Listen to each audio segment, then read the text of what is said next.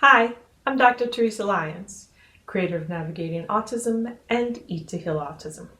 This week's Ask Dr. Lyons question is, are hearing problems causing speech issues for your child with autism even if they passed their hearing test? So we'll get into hearing and speech. This video is for you if you've ever said to yourself, I know my child can hear, but I also think he can't hear certain things even though he can hear.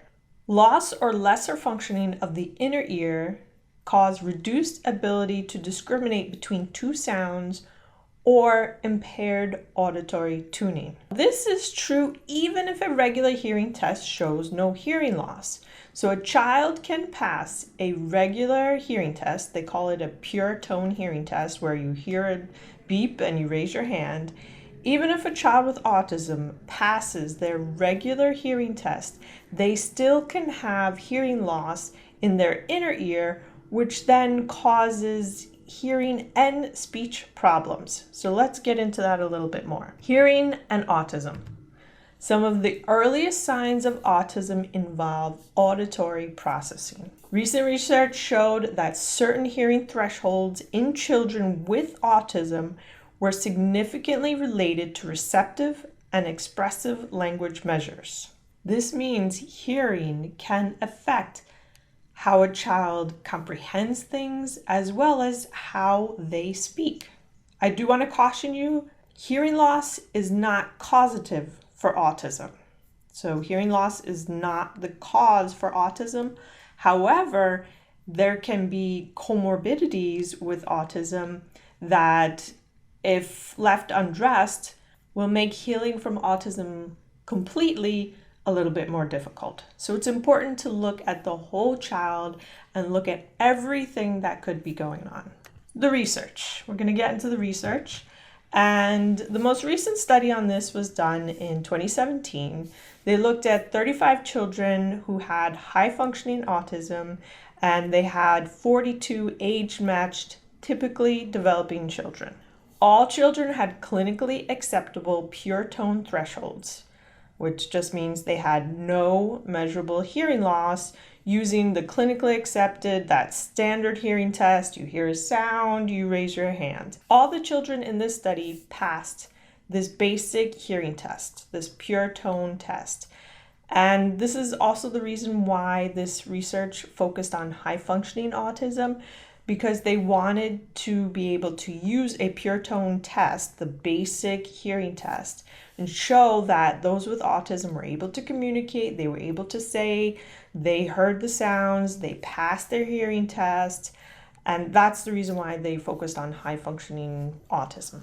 So the inner ear was then tested, and they have two different types of tests that they looked at. I'm not going to go into the details of all of this. I'll give a broad stroke understanding of what this kind of testing is. So measuring inner ear function is non-invasive, it's reliable, and the best thing is it doesn't require any communication from the person. So my goodness, this is an ideal test for basically any child, especially a child with autism.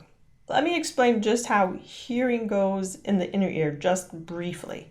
So in the inner ear, there are these tiny hairs that actually change in length depending on the sound waves that they're exposed to. So this actual change in length of the hairs produces its own sound that can be measured.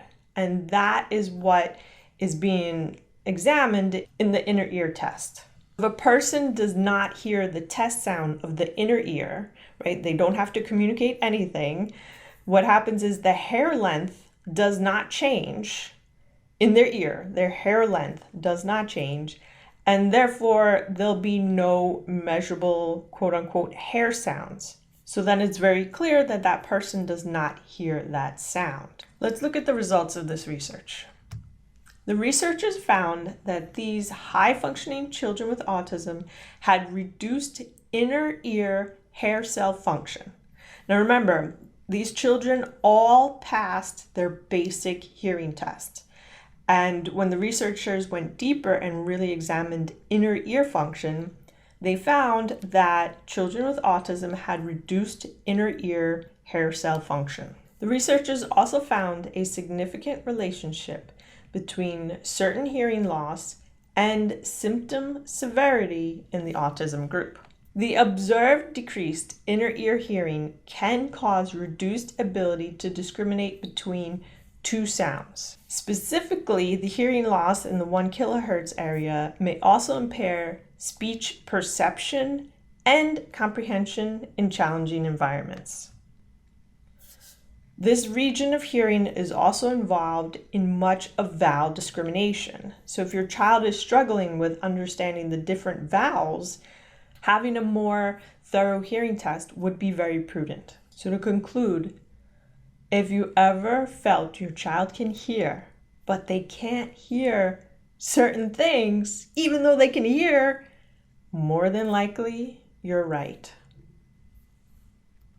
And here are some references.